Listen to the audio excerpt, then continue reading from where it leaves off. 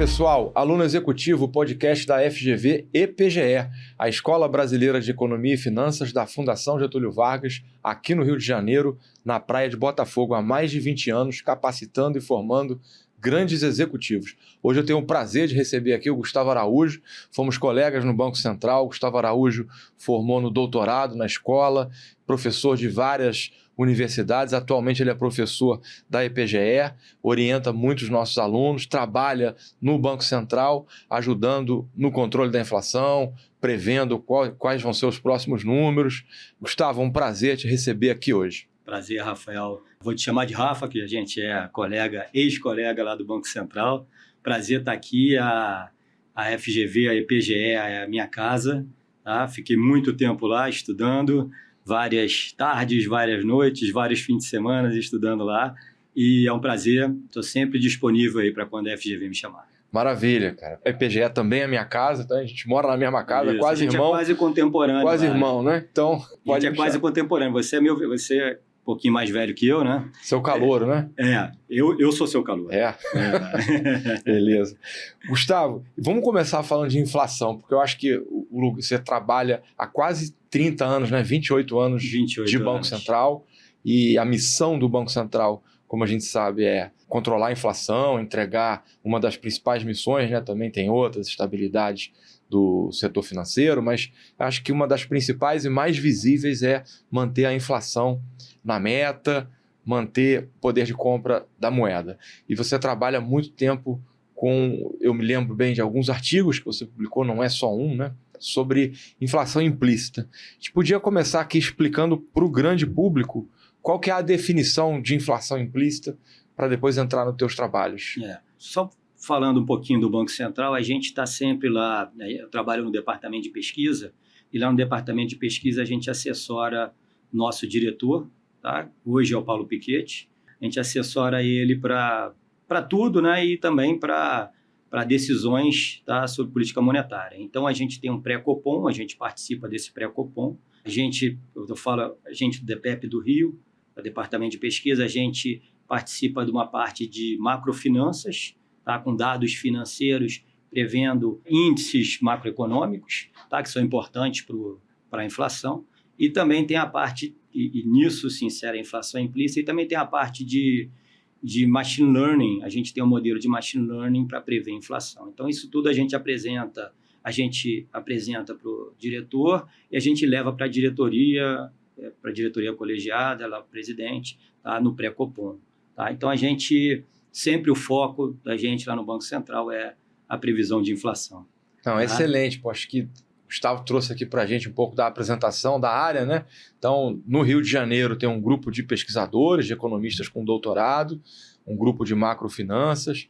Hoje responde para o diretor Paulo Pichetti, mas sempre para algum diretor, né? Então, hoje respondendo para o diretor Paulo Pichetti, aproveitar para agradecer a liberação aqui do servidor, para poder falar com a gente, né? E abrir um pouco do dia a dia de Banco Central aqui no podcast. Então, agradeço ao diretor Paulo Pichetti autorizar o Gustavo participar do podcast. E o Gustavo está explicando para a gente, então, que tem esse time de macrofinanças, pessoas com doutorado aqui no Rio de Janeiro, que levam para o diretor, que leva para o Copom, que é o colegiado dos diretores, e que decide a taxa Selic com olho na inflação e na meta. Na inflação, de preferência convergindo para o centro da meta, não é isso, Gustavo? Exatamente. E um pedacinho desse trabalho é olhar a inflação implícita, que o Gustavo tem algumas publicações interessantes. Acho que a inflação implícita, Gustavo, eu gosto de falar nela, porque tem aquele ditado que o americano fala, money talks, né?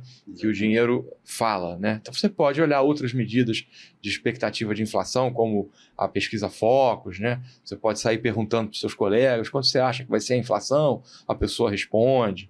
Mas quando você tem que colocar dinheiro associado à inflação futura, aí você tem esse efeito do cara parar para pensar e fazer as apostas, né? Então acho que tem muita informação na inflação implícita. Então, se você concordar aí, explica um pouco para o nosso público aí o que é a inflação implícita numa linguagem bem simples. Como você falou, muitas vezes a pessoa fala com muita certeza, mas acaba não colocando dinheiro, né? Então, na hora de colocar dinheiro, a pessoa foge, né? Então, a inflação implícita, ela é implícita ao mercado financeiro. É uma inflação extraída de dados financeiros. Então, é extraída de negociação, de preços de negócio. Tá? Então, ela pode ser formada por títulos públicos e pelo mercado futuro. Essa inflação implícita já é utilizada há muito tempo como um previsor de inflação, um previsor de curto prazo de inflação, porque por um prazo maior, essa inflação guarda, ela contém prêmio de risco. Então, você tem que extrair esse prêmio de risco para ter uma previsão de inflação. Mas, até 2016, 2017, quando eu e o Valentim, tá, trabalha comigo lá no setor de macrofinanças, a gente fez um paper que corrigia alguns erros que as pessoas faziam ao extrair a inflação implícita do mercado financeiro. Não vou detalhar aqui, mas um dos causadores do erro é que a inflação ela não vai até o vencimento dos títulos indexados à inflação. Então, por exemplo, um título vence no dia 15 de maio, a inflação vai até o final de abril. E esse lagzinho, essa diferençazinha, para a inflação de curto prazo, causa bastante problemas, principalmente por causa da sazonalidade da inflação. Esse é o paper mais recente, né? Mas antes de entrar nesse detalhe, só para dar um passo atrás e falar de novo o que você acabou de falar, só para o pessoal de casa firmar bem o conceito, né? Hoje, se eu tenho uma poupança assim, de R$100 mil, eu posso comprar um título público pré-fixado, que vai pagar aqui uma taxa de, digamos, de 11% ao ano. Aí eu boto R$100 mil, daqui a um ano eu tenho R$111 mil. A taxa está combinado 11% ao ano. Ou eu posso comprar um outro título público que vai me pagar IPCA mais 7%, por exemplo, né? Então eu vou ganhar 7% mais a variação da inflação. Se essa inflação for de 4% ao ano, no final eu vou ganhar 7 mais IPCA, 7 mais 4, 11. Ou se eu comprar um papel, 11. E aí essa coisa acaba se equivalente, né? Então a inflação implícita é a inflação que faz com que o rendimento se iguale, né? De um papel pós-fixado ou de um papel pré-fixado. Então a gente diz nesse exemplo que a inflação implícita é de 4%, porque o cara ganha 11% pré ou 7 mais IPCA, uma inflação de IPCA de 4 equivale os dois papéis, né? Então a inflação implícita nesse caso 4%. Então, esse é o estudo que o Gustavo faz. Eu fiz de um jeito muito simplificado, né? 2 papéis no mercado, o cara bota num, bota no outro. Essa diferença aí que iguala os papéis é a inflação implícita. Aí você mergulha um pouco no detalhe disso, né, Gustavo? Você estava falando que, às vezes, os papéis, a forma, o IPCA está medido num período um pouquinho diferente do outro papel que está pré-fixado, e você faz alguns ajustes para melhorar essa medida de inflação implícita. Perfeito, Rafael. Você deu um passo atrás que é essencial para a gente entender o que é inflação implícita. Então, como você falou, a inflação implícita eu estou hoje olhando para frente. Então, estou negociando um papel pré-fixado, ele tem uma taxa nominal. Eu posso também comprar um papel pós-fixado à inflação que tem embutido uma taxa real. Ele paga, por exemplo, como você falou, 4% mais o IPCA. Hoje em dia essa taxa está um pouco maior. Está maior? Está bem maior, né? Está quanto? Hoje para uma, sei lá, 2030 ou 2035. Não, mas fiz para um ano. Para um ano. Não, para um ano está maior ainda, está uns 7%. Tá? 7 mais o IPCA. Mais o IPCA. Então, tá mais que isso. 7 mais o IPCA. E o pré está pagando quanto? Uns 13, 13,5. 13. Eu não tô acompanhando então essa inflação de implícita... perto, mas a ordem é mais ou menos essa. Então a ordem de grandeza da inflação implícita está 6% hoje. Para um ano está menos. A taxa real está maior. Tá? Então está 13 e a taxa real está uns 8. IPCA mais 8. Assim. Tá, 13, IPCA mais 8. Mas eu estou falando assim mais ou menos. Não, só para... Está mais ou menos 4,5% a diferença entre a taxa nominal e a taxa real, que é a inflação implícita para um ano. Tá? Então, vamos só para o público de casa entender bem esse conceito, né? Tá uma implícita de mais ou menos 4,5, com um prêmio de 7,5, aí a gente está falando de 12 no pré-fixado. Então, você tem um pré-fixado de 12, um cara que paga 7,5 mais IPCA, uma inflação implícita de 4,5. Isso. Bem acima da meta de inflação, que é 3% ao ano. Isso. Então, os papéis financeiros pagam 4,5% de inflação implícita, né? Isso. Aí isso não quer dizer que a inflação esperada é de 4,5, né? Tem prêmios não, aí, porque né? tem um prêmio de risco aí embutido, né? E quanto maior o prazo, maior o prêmio de risco. Então, se você pega para 10 anos, por exemplo, você tem um prêmio de risco muito grande embutido nesses títulos indexados à inflação. O ideal, se a gente tivesse assim, um país, não vou nem falar o Banco Central, que é injusto com o Banco Central, né? Mas um país inteiro, filho da professora, né? Faz um fiscal bem feito, um Banco Central durão, técnico, um fiscal amarrado. O ideal seria que a gente batesse o olho na inflação implícita e desse a meta, né? Porque você não tem prêmio de risco, as pessoas estão tranquilas e o preço está bem controlado. Ou não? Ou tô errado? Mais ou menos, tá? Porque é o seguinte, quando você compra um título pré-fixado, você está sujeito de longo prazo, quanto maior o prazo, você está sujeito a oscilações do mercado. Tá? Então, comprei um título de 10 anos, se acontece alguma coisa, não no Brasil, em qualquer lugar, tá? Você tem algum respingo de alguma crise aqui no Brasil, tá? Então, as taxas aumentam, tudo mais constante, as taxas aumentam e seu preço cai. Então, você tem um risco. Para você investir num título longo, você cobra um prêmio para se arriscar, mesmo esse título sendo livre de risco. Então, imagina que os Estados Unidos é um país, os títulos americanos são livres de risco, mesmo assim eles pagam um prêmio pelo tempo. Quanto maior o tempo, o investidor exige um prêmio para investir. Então, passa atrás de novo, só para fixar bem. Para eu comprar um papel pré, eu estou correndo algum risco. Então, essa inflação implícita, ela vai refletir a inflação esperada mais algum risco. Isso. Por mais que você seja filho da professora, se a meta é 3, num mundo muito bem comportado, todo o país filho da professora, você vai chegar talvez um 3,5, mais próximo da meta, Sim. mas dificilmente vai colar na meta. Sim. E hoje a gente está observando com um monte de risco aí que a gente tem no radar, risco eleitoral, risco fiscal, risco externo também, guerras, câmbio, essa instabilidade toda, a gente está observando uma inflação implícita da ordem de 4,5 para horizonte de 1 ano, contra uma meta de 3. Então tá bem descolado, Sim. mas ele não deixa de ser um termômetro, quanto mais próximo, menos incerteza, Sim. mais confiança. Você pode comparar também com a pesquisa Focus, né? A pesquisa Focus é uma pesquisa para economistas, né? Economistas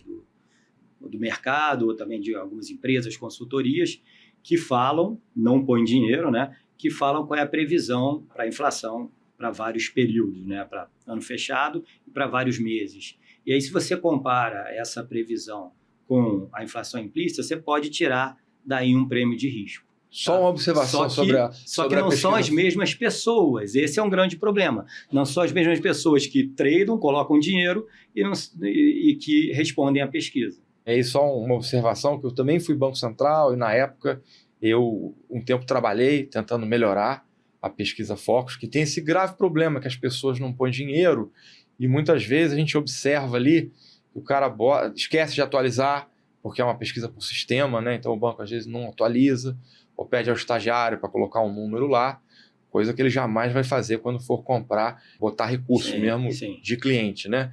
Então eu me lembro que uma coisa que a gente corrigiu foi primeiro olhar o top 5, né? Você tem uma base grande de bancos que preenche, você pega os 5 melhores e pega os 5 que mais acertam, né?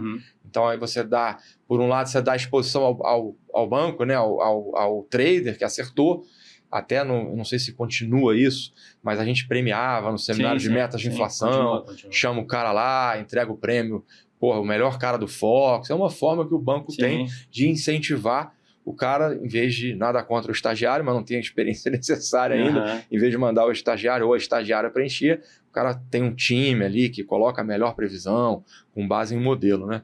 Então, quando a gente pega a mediana top 5, talvez dê para comparar um pouco melhor com o valor da inflação implícita. Nos trabalhos que a gente fez sobre inflação implícita, a gente começou sempre comparando com o top 5. A gente comparava com o top 5.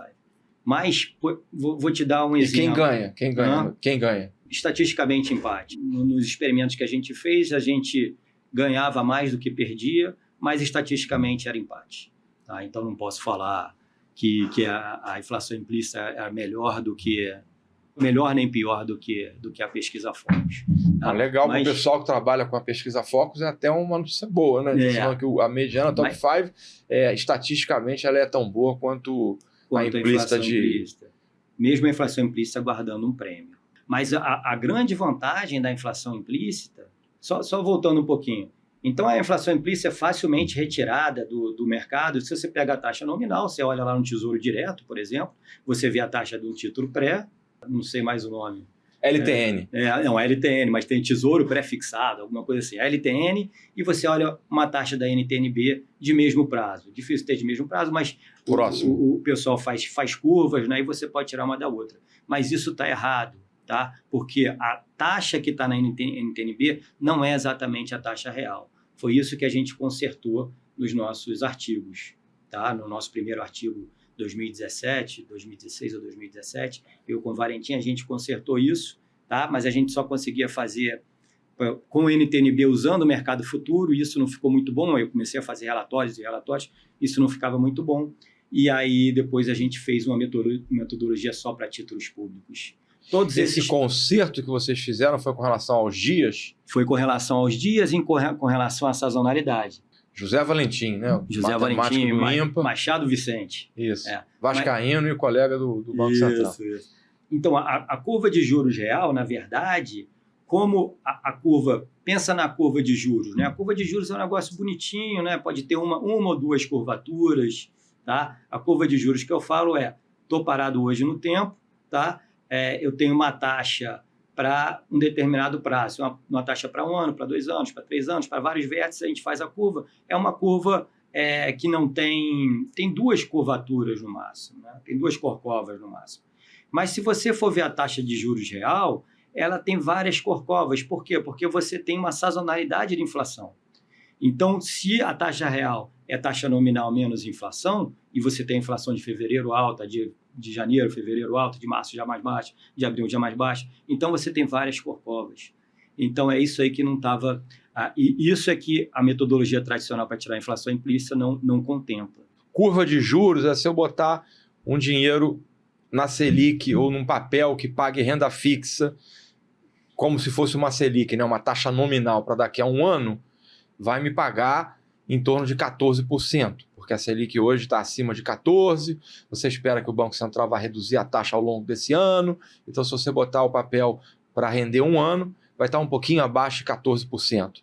Se você tem um cenário de que o Banco Central vai continuar abaixando, então se você aplicar por 2 anos, ao invés de ganhar 14% ao ano, você ganha em média ali 13% ao ano, porque no segundo ano a taxa ainda vai estar ainda menor. Então a taxa nominal, ela costuma ter uma corcova, 2 corcovas, né? Que é como que varia o juro nominal no prazo. Isso. E aí o que você está falando, se você olhar para juro real, além de você tentar antecipar o que o Banco Central vai fazer nos próximos anos, você tem que subtrair uma inflação, então você vai ter que antecipar como que a inflação vai se comportar nos próximos anos. Então, se você ganhar 14% ao ano, com uma inflação de 4%, você ganhou 10% ao ano real.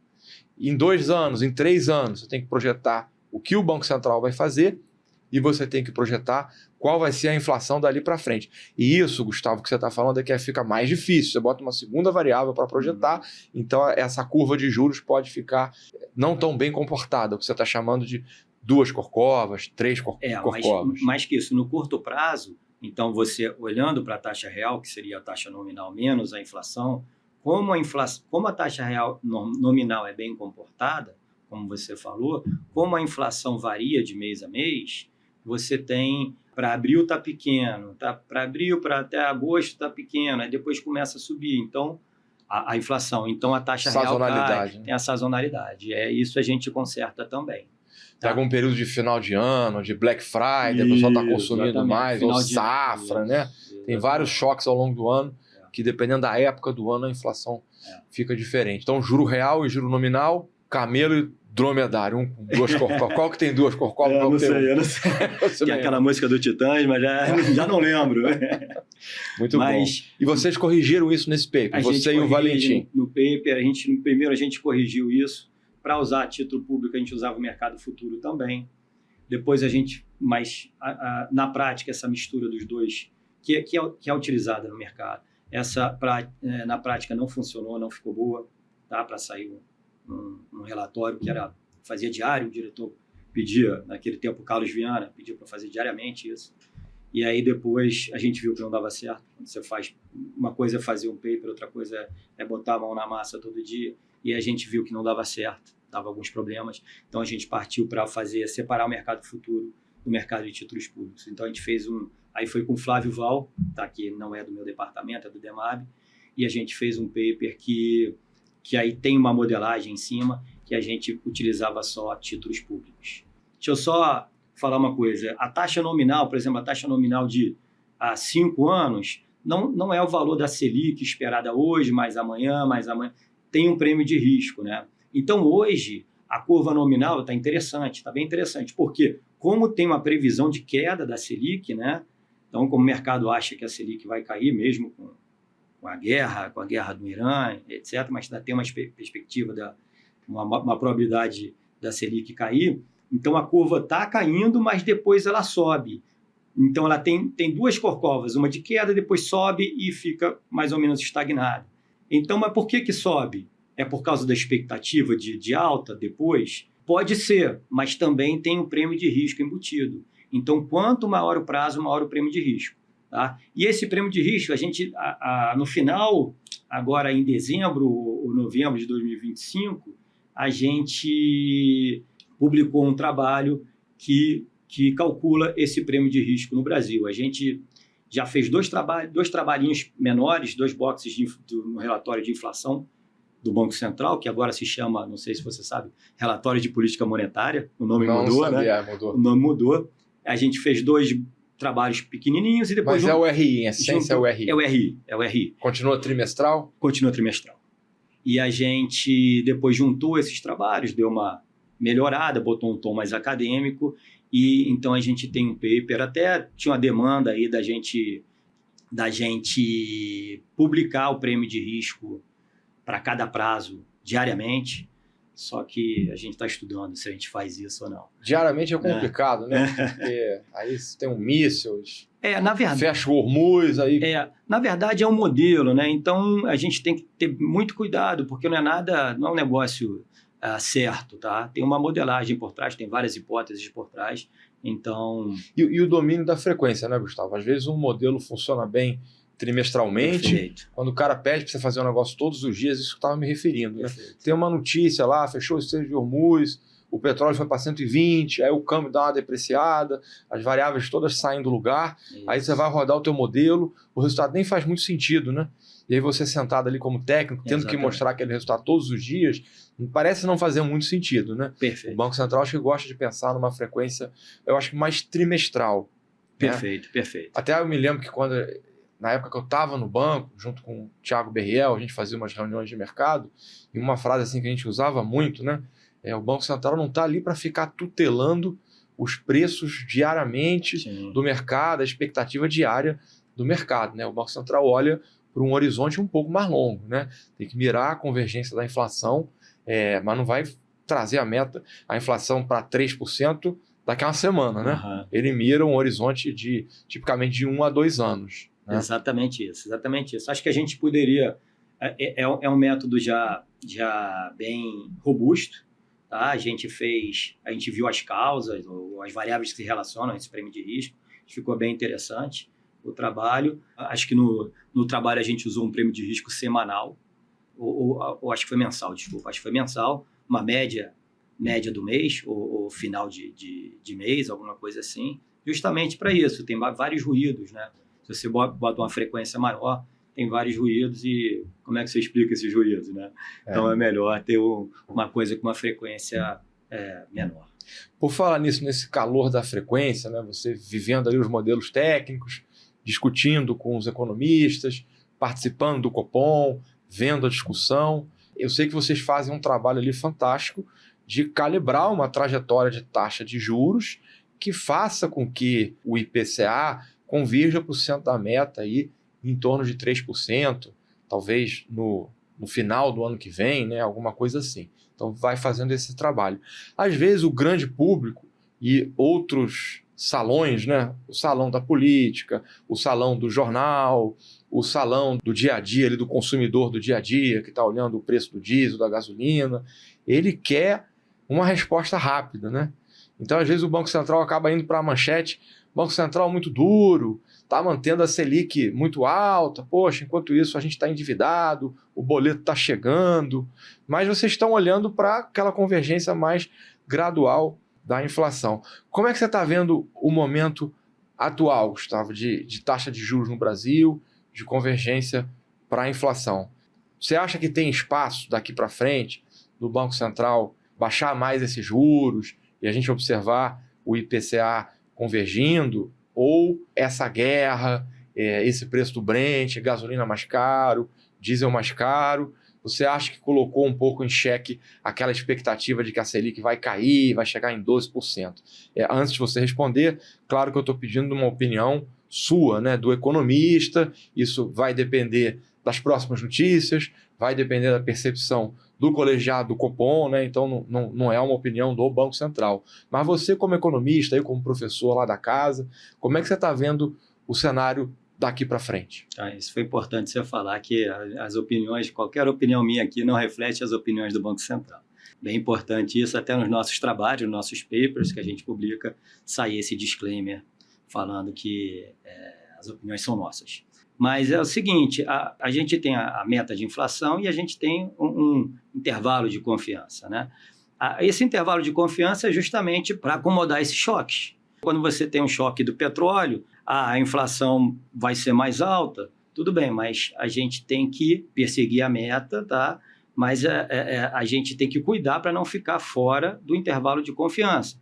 Teve choque, então a inflação deve subir, mas que fique ainda no intervalo de confiança. Tá? Dentro da banda. Dentro da banda lá da meta de inflação.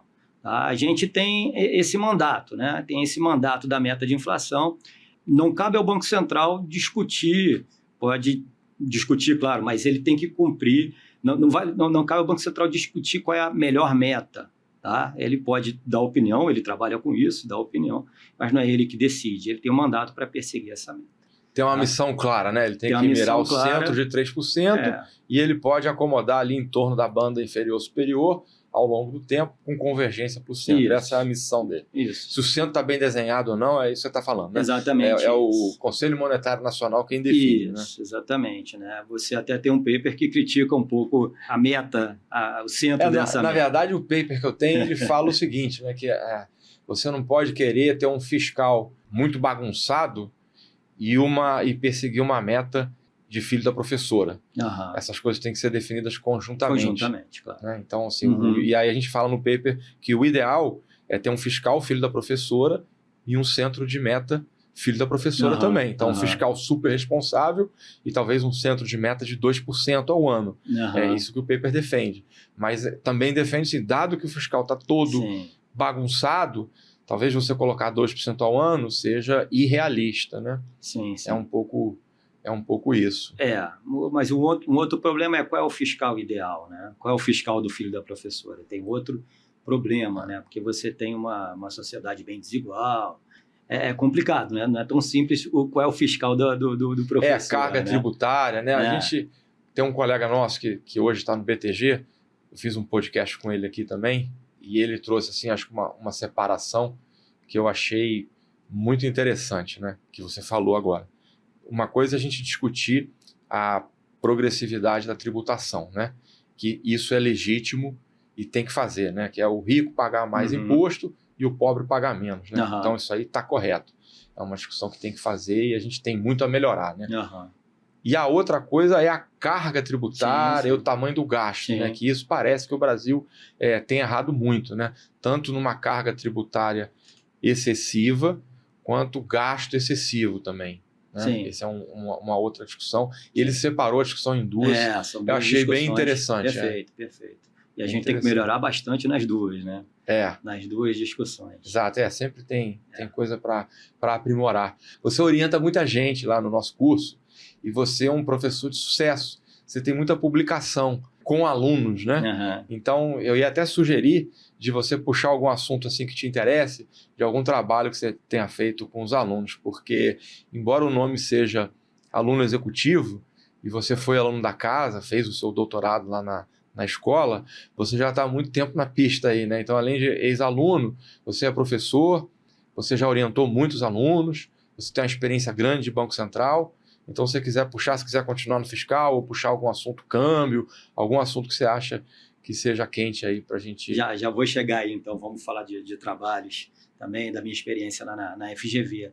Mas acho que o Banco Central, né, voltando à inflação, né, então estava no caminho correto, estava tudo indo como o pessoal pensava, como a diretoria pensava, a inflação começou a cair, começou a convergir, as expectativas... O avião estava soft landing, né? Soft landing, e a expectativa de inflação começou a convergir, tá? Estava no sentido de convergir, mas agora com a crise no Irã, isso muda, né? Então a gente viu que o Banco Central baixou 0,25 agora, tinha muita gente apostando em 0,50, a aposta maior era 0,50 há algum tempo, quando foi chegando mais perto do Copom, baixou, a aposta foi para 0,25 e foi exatamente o que aconteceu. Na véspera do Copom eu olhei esses números, tinha ainda algumas pessoas apostando em 0,50, a maioria apostava em 0,25 e já tinha algumas pessoas também apostando na manutenção dos 15% ao ano. Isso é uma coisa que a gente faz também, mas a partir do mercado, a gente tira as apostas do mercado, tá? Quando o cara põe dinheiro. Outra coisa, falando ainda de inflação implícita, hoje saiu o IPCA 15, que foi bem maior do que o esperado.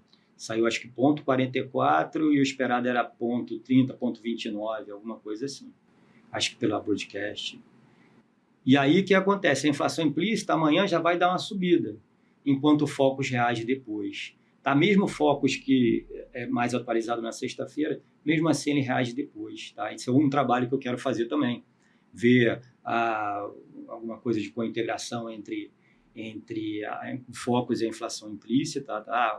As pesquisas de inflação implícita, e ver quanto tempo depois o Focus converge para a inflação implícita. É outro trabalho que está na agenda aí para eu fazer.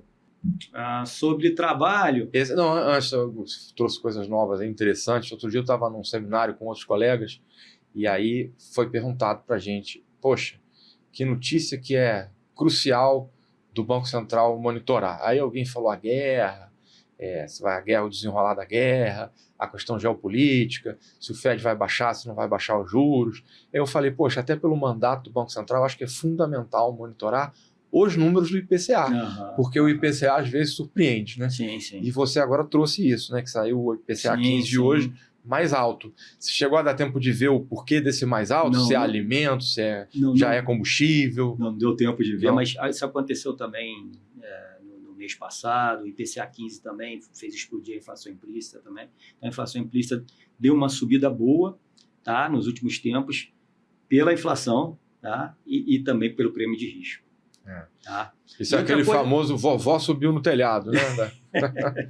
Saiu o IPCA mais alto. E outra coisa, outra agenda que a gente tem também, a gente falou aqui do prêmio de risco nominal, né, da taxa pré. Então, quando eu vou investir num título pré, eu cobro um prêmio, tá, em termos de retorno, porque eu tenho risco. Tá? Esse é o prêmio de risco. Eu cobro um prêmio para me arriscar mais. Isso também tem no título indexado à inflação. Apesar de eu estar com a inflação, então eu estou menos arriscado, né? O título está rendendo inflação. Se tiver inflação, tudo bem, porque eu estou redeado contra a inflação, eu estou protegido contra a inflação. Esse título também rende uma taxa pré, que seria a taxa de juros real. Na verdade, é o cupom de IPCA. Tem uma taxa pré, mas a inflação, essa taxa pré também pode subir. E quando sobe, você está ganhando pouco em relação ao que você podia ganhar. Então, também tem risco, tá? Então, a gente está na agenda, a gente está estudando de como calcular esse risco, que não é trivial, como o prêmio de risco nominal, e aí a gente tem um prêmio de risco de inflação. A gente já tem algumas medidas de prêmio de risco de inflação, a gente leva lá para o Copom, para a diretoria colegiada, mas a gente lá no setor de macrofinance ainda não confia tanto, a gente confia nos movimentos, está subindo, está caindo, mas a gente não confia no valor, nível. No nível. A gente não confia no nível. Você ia puxar alguma dissertação que você orientou? Falando sobre o mestrado lá, agora tem o doutorado também, tá? Eu acho uma experiência muito boa, eu pego alunos muito bons, eu aprendo muito com meus alunos, é um prazer, é um grande prazer. Ontem eu dei aula, Tá? Amanhã eu vou dar aula, é um grande prazer. É um grande prazer dar aula, realmente. Tem alunos muito bons, tá? Que trazem coisas novas. Tá? De vez em quando o cara me fala lá, eu anoto lá no celular para depois desenvolver a ideia que o aluno teve. É muito bom. E os alunos me trazem muitas coisas para fazer trabalhos. Tá? Então, isso é muito bom. Então, nessa turma, já alguns alunos me mandaram assuntos que possivelmente vão virar dissertações, mas ideias legais. Outros alunos já pedem, professor, você tem alguma ideia? Quero fazer na sua área. Tem alguma ideia? Força a gente a se atualizar, né? Quando você falou do Macrofinance, você mencionou grupo de trabalho de inteligência artificial, machine learning, né? Esses métodos modernos vocês estão usando também lá no Banco Central. Sim. Aliás, a inflação implícita é um input muito importante do machine learning, né? do modelo de machine learning que a gente tem para prever a inflação. A gente usa, até foi uma briga que a gente teve de botar o focus ou não no machine learning, é uma informação a mais, né? Mas aí o diretor, na época, que era o Diogo Guilhem, ele falou, não, vamos fazer uma previsão para o machine learning sem focos, sem uma previsão de inflação embutida aqui. E aí a inflação implícita, que vem de títulos nominais, vem de preço, né? De título, você pode falar que é uma previsão também, mas não, vem de preço de título nominal e título real. É uma aposta mesmo, né? É uma aposta que estão colocando dinheiro. Estava falando dos trabalhos, tá? Vou até citar um trabalho que a gente fez agora, foi uma dissertação de mestrado, tá? Ela está publicada no site do Banco Central, ainda não está publicada em uma revista acadêmica, que a gente refaz um trabalho de inflação implícita, até de colegas nossos do Banco Central, do Osmani e do Valentim. A gente refaz o trabalho com uma medida de inflação implícita, a medida de inflação implícita correta. Eles fizeram com a medida, não que não seja correta, mas um pouco imperfeita. Tá? E a gente acha resultados melhores da relação da inflação implícita com o IPCA realizado. Uma coisa interessante que a gente vê, tá, até apresentei lá na IPGE esse trabalho, uma coisa importante que a gente vê, e que eu quero me aprofundar nisso, é uma relação negativa, tá, entre a inflação implícita e o IPCA, e também do Focus, tá, do Focus e do IPCA, num horizonte de 2 anos. Então é o seguinte, eu pego o IPCA que ocorreu realizado de 2 anos e vejo a relação, faço uma regressão, vejo a correlação com a inflação implícita para 2 anos, 2 anos atrás, né? Ou o Focus de 2 anos atrás para 2 anos, e você tem uma relação negativa. Negativo? Tá? O que é impressionante, é um negócio impressionante. Ou seja, o mercado erra bem, né? Ou seja, vamos tentar simplificar. Quando a inflação implícita de 2 anos aumenta, tá? Na verdade, esse IPCA de 2 anos cai. O IPCA Focus? O IPCA Focus não, o IPCA realizado. O realizado. O que acontece é menor. O que se realiza é menor. Você está comparando inflação implícita com inflação realizada. Com inflação realizada. E está encontrando correlação negativa. Negativo. É um negócio meio impressionante. E a gente já tinha detectado isso. E a gente tem algumas desconfianças do porquê disso, mas... acho que é o prêmio, né? Talvez o prêmio. Não é o prêmio, não. Acho que é uma coisa de reação de mercado. Alguma coisa de erro mesmo de precificação. Porque se o prêmio aumenta, o cara aumenta a inflação implícita, não é e aí a reação de Banco Central pode ser de ser mais duro. Não é questão de prêmio, é o Focus mesmo. Com Focus. O Focus não tem prêmio. O Focus não tem prêmio de risco. Então, o Focus aumenta. Acho que a correlação é negativa nos dois? Nos dois. Imagina que eu estou em janeiro, que aí no Focus e na implícita. Imagina que eu estou em janeiro de 2006, que aí eu consigo, tem a previsão para janeiro, ano fechado para 2026, ano fechado para 2027. Então, você tem previsão de inflação para 2008. Tá? Se o Focus aumenta um dia, em uma sexta, tá? Essa relação com a inflação que vai se realizar em 2 anos é negativa. Em média, claro. Né? Em média, ela é negativa. É um negócio muito interessante, que não devia ocorrer, tá? Mas ocorre. Não, vamos ter que marcar um próximo podcast no futuro, quando você entender isso, você achou um erro no... Exatamente. Uma imperfeição aí, não só no paper lá da inflação implícita lá que você aprimorou, mas parece que a própria precificação de mercado e o Focus está saindo algum resultado esquisito, né? Exatamente. Isso já existia no trabalho do Valentim, do Osmani, de Eles já apontavam para isso? Já apontavam, não. Tinha esse resultado lá, o pessoal nem citava. E como teve também no meu paper agora, e a gente, não era isso que a gente estava estudando. Não tinha nem percebido. Não era isso que a gente estava estudando. A gente percebeu, mas não era isso que a gente estava estudando. Tá? Mas a gente tem que se aprofundar nisso, é um negócio bem importante. Então, pode ter as previsões de mercado podem ter muito erradas. E 2 anos é um horizonte relevante para o Banco Central. 1 ano e meio é um horizonte bastante importante para o Banco Central. Falar em previsão do mercado estarem muito erradas, né? O mercado erra muito e olha para muitas variáveis, né? Para acertar em inflação, se você tivesse que dar uma variável só, qual a variável que você tem que olhar mais? É a própria inflação realizada? É câmbio? É o fiscal?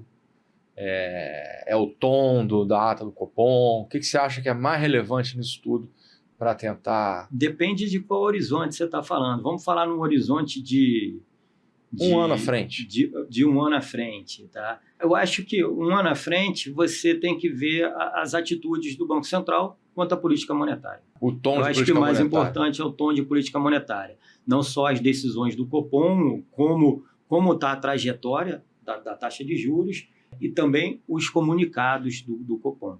Tá? Então, se você tem um Banco Central mais austero, você tem uma trajetória mais de queda, provavelmente você vai ter uma trajetória mais de queda da inflação.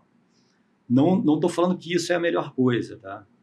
O Banco Central persegue a inflação. Eu acho, como você falou, eu acho que a política fiscal e a política monetária têm que andar juntos. Tá? Mas é de fato um depoimento que você está dando aqui, que você acredita que de fato o Banco Central controla bem a inflação de curto prazo, né? Sim. A gente vê isso apesar dos choques todos, né? Sim, a gente vê isso, a gente viu isso nos últimos anos. A gente viu também que, por exemplo, quando a inflação, a Selic caiu demais, né? A inflação voltou muito. A inflação voltou forte. Tá? Então, a gente tem ainda a política monetária tradicional de taxa de juros, né? É bom saber. Aberto. É bom saber, assim, pode confiar, né? O Banco Central vai entregar. É bom esse tipo de, de perspectiva. Sim, mas... Porque mercados isolados, às vezes você perde o controle nessa guerra, por exemplo. O preço do barril ninguém segura, o preço do combustível já está subindo, então você às vezes não consegue controlar. Mas no agregado, com a ferramenta lá de Banco Central, é bom ouvir isso, de que você tem a confiança de que você tem que saber também que esses choques acontecem, tá? E você tem que ter a margem de confiança da banda, né? Da banda de inflação, da meta de inflação, para acomodar isso. Mas no final ancora. Então, no longo prazo... porque a gente já viveu momentos diferentes, né? Que a inflação saiu do controle. Sim. Mas talvez o Banco Central não tivesse tão austero, né? Mas eu ainda acho aquilo que você falou muito importante, a política fiscal tem que andar junto com a política tem que contribuir, monetária. Né? Senão você tem um acelerador e um freio, né? Não é você contribuir. Gasta num lado e o Banco Central enxuga do outro. Não é contribuir, as duas têm que andar juntas. Você também tem que saber que a dívida é muito alta, né? E 1,25 na dívida é uma alteração muito grande. Né? A dívida interna sobe muito. A diferença da dívida interna, 0,25 para baixo, é muito grande. E o fiscal tem os gastos. Tá? Mas esse ponto, Gustavo, que você está falando é muito importante, né? Que é a coordenação de política fiscal e monetária, e você está chamando a atenção para um ponto até que a gente faz no nosso paper, que 0,25 para cá e para lá, que o Banco Central decide, afeta o custo de rolagem da dívida pública, afeta o custo da dívida pública. Isso é muito importante. Por outro lado, ele não é um preço que a gente controla no longo prazo, né? E porque do outro lado tem alguém emprestando para o governo, né? Sim. Então, claro que o ideal é quanto menor a taxa, paga menos juros, alivia o orçamento público. Isso é o ideal do ponto de vista do governo. Mas do outro lado, para ele rolar a dívida dele, tem que ter alguém emprestando, né? E o cara tem que estar disposto a emprestar na taxa que reflete o risco do governo, né? E aí acaba indo para um equilíbrio que não é fácil, né? Esse equilíbrio, com certeza, o Banco Central não controla, né? Não controla, mas a gente tem outro problema aí, que a gente tem uma grande parte da nossa dívida em títulos indexados à taxa Selic. Se você tem um aumento da taxa Selic, isso afeta muito mais a dívida interna do que se você tivesse uma situação mais que acontece nos outros países, de você ter uma dívida mais pré-fixada. Tá? Isso é uma loucura, né, Gustavo? Acho que a gente pode até fechar nesse último ponto, porque eu reflito muito sobre isso também. A estrutura no Brasil, você poupa na taxa Selic, que é um papel, na verdade, que tem uma duration zero, ele reajusta todos os dias, você vê o teu dinheiro, você fala assim, a Selic está 14,75% ao ano. Mas, na verdade, você consegue um produto financeiro onde o governo está te remunerando ali, na verdade, todos os dias há uma taxa equivalente e tu vê o teu dinheirinho só subindo, com uma liquidez, então um choque de política monetária, na verdade, não mexe ali no PU da tua poupança, né? Então, isso de fato é um problema que eu acho que a gente herdou da época de inflação muito alta, né? Que o mercado só emprestava se ele tivesse uma contabilidade diária, ali acruando diariamente os juros, né? Não está na hora da gente corrigir isso? Concordo plenamente com você. Mas, às vezes, o que acontece num trabalho no Tesouro, mas às vezes o mercado pede muita grana para o pré-fixado, né? E o Tesouro acaba emitindo LFT, títulos indexados a Selic. Que é a Selic diária. Que é a Selic diária. Então, a gente tem a dívida interna muito grande em Selic, o que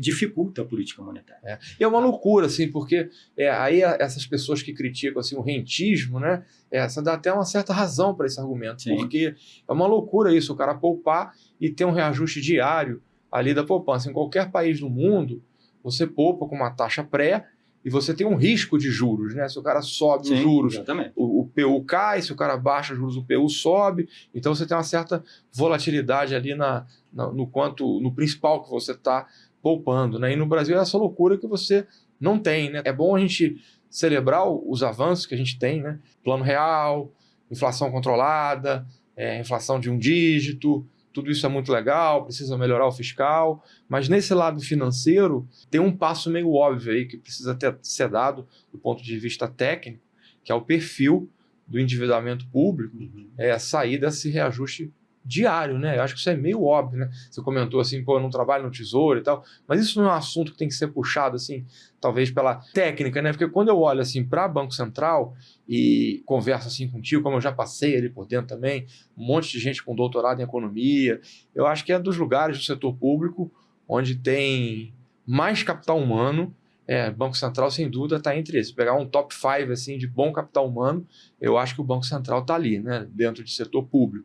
Então, não é um assunto que deveria ser puxado ali como próximo aprimoramento? Sim. Só para você ter uma ideia, né, eu acho que eu vi um estudo outro dia, que eu acho que do capital dos brasileiros, tá, apenas, 5, 10% está fora do Brasil. Tá? Mas você tem um perigo de desvalorização cambial forte, né? O dólar sobe de vez em quando. Mas se você pegar os retornos do dólar de 94 para cá, da data que você quiser, né? Você pega os retornos do dólar, pega os retornos do Ibovespa e você pega os retornos do CDI, né? Ou da Selic, tá? Você ganha, a Selic ganha disparado. Na maior parte do tempo. A Selic, na maior parte do tempo, no longo prazo, a Selic ganha. E a Selic é totalmente sem risco, né? Então, se você põe dinheiro em alguma coisa brasileira, você tem suas receitas ou seus pagamentos, você põe alguma coisa em dólar, você tem um risco imenso. Põe em ações, você tem um risco imenso. Ou você tem uma volatilidade imensa, né? Se você coloca no CDI, você não tem risco nenhum. E aqui, olhando para o passado, você ganha mais. Algum risco tem, porque até para justificar esses 5, 10% que está lá fora, é o cara que pensa em dólar, né? O risco de desvalorização do real. Mas aí o cara pensa em dólar, né? Mas o cara que mora aqui, que ganha aqui, ele tem realmente praticamente todos os riscos aí cobertos, né? Só uma moratória ou alguma coisa assim que estaria justificando esse retorno alto, né? E você tem algum risco também de quando cair a Selic, né? De um investidor não residente ir embora, né? Tem essa variável também que é forte. Então, não sei se isso faz com que a Selic também fique num patamar mais alto. Gustavo, foi um prazer conversar contigo. Você é um professor excelente lá no doutorado. A temperatura que eu tiro para falar isso é a quantidade de alunos que te procuram, que você orienta, que você publica papers. Muito legal. Fiquei mais tranquilo que você é um cara importante no Banco Central, faz um grande trabalho lá e garantiu aqui para a gente que o Banco Central tem total controle da situação e que a inflação vai convergir para a meta. Então, como brasileiro, é reconfortante ouvir isso. Te agradecer aí pelo teu tempo, eu sei que a vida é corrida, por contribuir e deixar aí para você as suas últimas palavras aqui no podcast, se você quiser falar alguma coisa para quem está pensando em entrar lá no curso, fazer um mestrado, um doutorado, se vale a pena, se contribui, talvez às vezes alunos do setor público, né? A gente tem alunos do BNDES, do Banco Central, da Receita Federal, quiser deixar uma última consideração aí e obrigado mais uma vez pela presença. Rafael, eu que agradeço e, como eu te falei, a FGV é minha casa. Quando eu estou lá, me sinto bem. Quando eu estou dando aula lá, eu estou descansando do meu dia a dia, tá? Me sinto muito bem. Tá? E como eu falei, tanto o mestrado acadêmico quanto o mestrado profissional são fascinantes. A linha é um pouco diferente, né? Então, o mestrado acadêmico é para quem quer seguir academia, quer ser pelo menos um pouco pesquisador, né? Quer seguir um doutorado, muita gente vai lá fazer o mestrado acadêmico para fazer um doutorado, e o mestrado profissional é excelente, fascinante, você lida com alunos de várias áreas diferentes, tá? E a gente acaba aprendendo, nós professores acabamos aprendendo com os alunos também. O cara vem lá da Petrobras e fala lá de um RED que ele fez, e muita gente do mercado financeiro fala de produtos novos. Outro dia uma aluna lá falou de stablecoins, dessas coisas, são muito legais, muita experiência, diferente do mestrado acadêmico, que são as pessoas saindo da graduação, né, que fazem mestrado acadêmico. Então, é um grande prazer dar aula na FGV, tá? E é uma escola fascinante, uma escola excelente. Vocês só têm a ganhar sendo alunos da IPGE. A gente se encontra amanhã no curso. Obrigado aí, Gustavo. Obrigado, Rafael. Valeu.